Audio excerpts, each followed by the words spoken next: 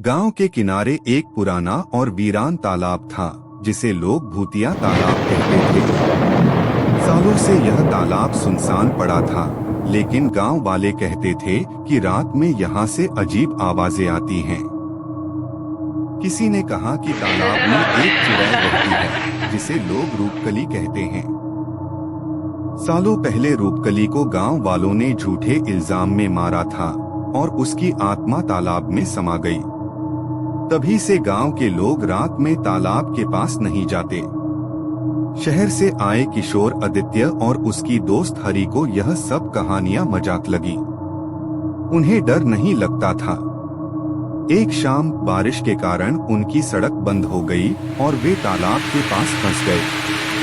पानी काला और गहरा दिखाई दे रहा था। तालाब के किनारे घने पेड़ और कोहरा माहौल को डरावना बना रहे थे। आदित्य ने हंसते हुए कहा, हरी, यह सब डरावनी बातें गांव वालों ने बनाई हैं। देखो, यहाँ कुछ भी नहीं है। हरी ने कांपते हुए जवाब दिया, लेकिन मुझे सच में यह जगह ठीक नहीं लग रही। जैसे ही दोनों तालाब के किनारे गए, पानी में हल्की नीली रोशनी झिलमिलाने लगी। आदित्य ने सोचा कि यह उसका प्रतिबिंब है, पर हरी ने झट से उसकी ओर देखा और फुसफुसाई, आदित्य देखो, वहाँ कोई है। पानी में अचानक एक महिला की परछाई उभरी। लंबी काली चोटी, लाल आंखें और चेहरा बेहद डरावना। वह धीरे धीरे पानी से बाहर निकलने लगी। चुड़ैल ने फुसफुसाते हुए कहा, तुमने मेरी नींद भंग की, अब तुम्हें भुगतना होगा। आदित्य ने हिम्मत करके कहा, हम बस गलती से यहाँ आए हैं, हमें नुकसान नहीं करना था। चुड़ैल ने उसकी ओर हाथ बढ़ाया, मानो उसे पानी में खींचना चाहती हो।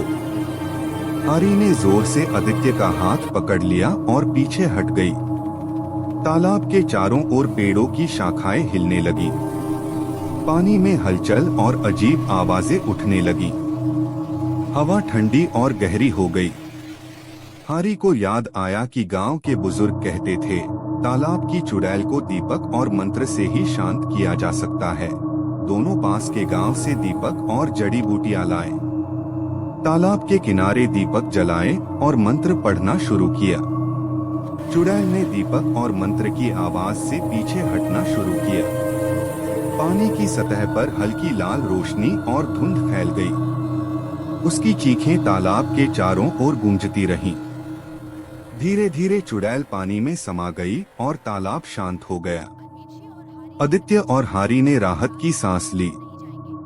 सुबह होने पर गांव वाले तालाब के पास आए। उन्होंने देखा कि पानी शांत है, लेकिन किनारे पर लाल धुंध और पुराने निशान अब भी मौजूद थे। बुजुर्गों ने बताया कि चुड़ैल की आत्मा पूरी तरह शांत नहीं हुई और तालाब आज भी उसके कब्जे में है। आदित्य और हरी ने तय किया कि अब कभी भी रात में तालाब के पास नहीं जाएंगे। उन्होंने महसूस किया कि गांव वालों की कहानियां सिर्फ डराने के लिए नहीं, बल्कि अनुभव और सच पर आधारित थीं। कहते हैं, आज भी यदि कोई साहसी व्यक्ति रात में तालाब के पास जाता है, तो पानी में हल्की नीली रोशनी, फुसफुसाहट और कभी-कभी लाल आंखें दिखाई देती हैं। जो उसकी आवाज सुन लेता है, वह कभी वापस नहीं लौटता। गांव में बच्चों और बड़ों को यह कहानी हमेशा सुनाई जाती है। तालाब के पास रात में जाने की हिम्मत कोई नहीं करता।